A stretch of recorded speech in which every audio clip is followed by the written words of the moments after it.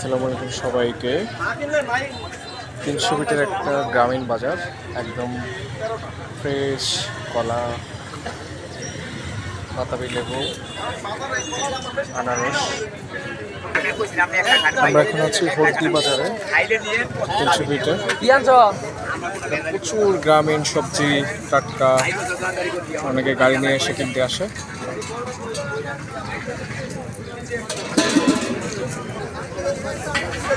খুবই সুন্দর লাগছে, একদম দেশীয় ফলের সমারোহ দেখা যাচ্ছে। একটা গাব, দেশি গাব, কিছু মুরগিও আছে।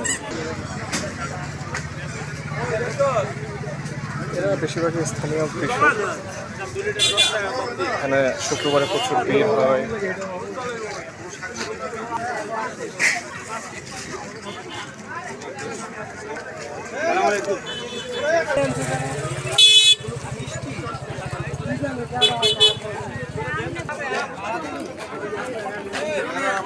সুন্দর মুরগি।